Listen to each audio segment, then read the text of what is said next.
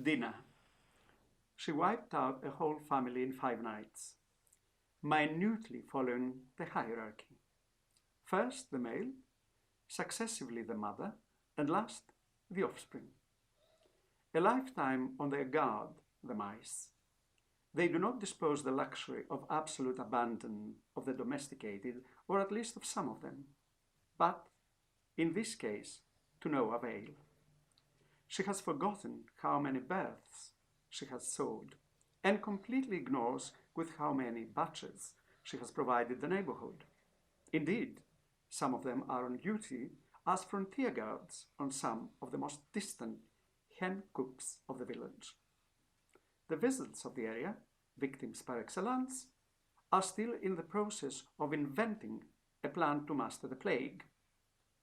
The flight of Tabby, faced with her rage, absent-mindedly he anchored in her territorial waters for 2 minutes, dispatches the myth of the dog and the cat for revision.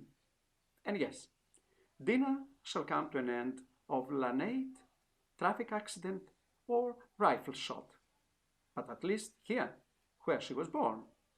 The other Dina, the elder one, shall leave her bones in Chicago, in -40.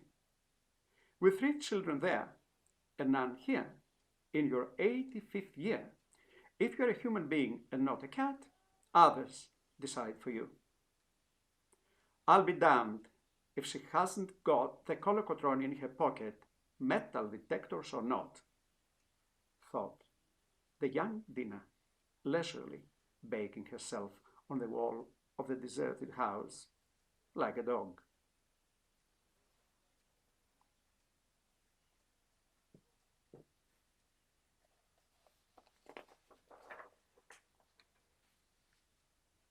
It's good if when you do eye contact in the end. Yeah. I think it's necessary. You have to Then do you're that. talking like Okay. that. Yeah, we have to do that. Does he have to look straight into the camera, or can he look what? Well, it's an interaction with the viewer. Listener, a viewer. I think it's good. Do I go on? My winter palace. Oh, wait.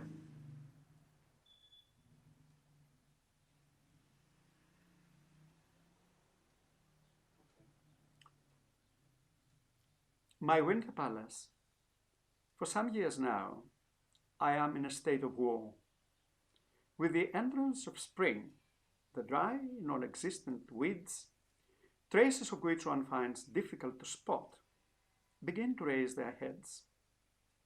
Timid in the beginning, and only few, commence to stir. Before I become aware of it, my winter palace is hermetically besieged. A dark green army, bedecked with red, yellow, and blue helmets, is attacking with increasing fury. The counterattack is difficult and is constantly postponed, the reason being my lack of necessary weapons. Yes, of course, I have considered spending a sum for my defense requirements, but my finances are in a wretched state and getting worse, despite my optimistic forecasts to the contrary.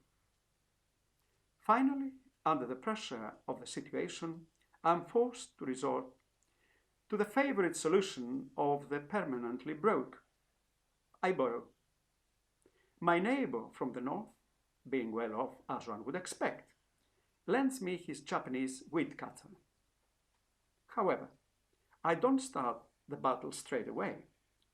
For many and various reasons, I'm wasting time. All of a sudden, one morning, I arm myself and I counterattack. I reap my enemies slowly and steadily, without demeaning myself to the coup de grace on the wounded, and on purpose I overlook the deserters. When I finish, I stand and observe the annihilation I have brought about.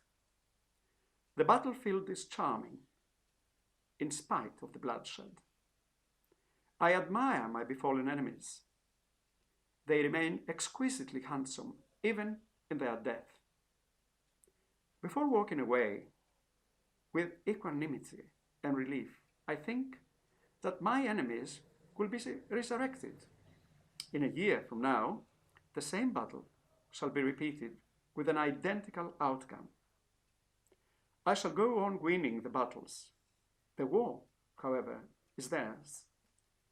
This is perhaps the only war I'm pleased to lose.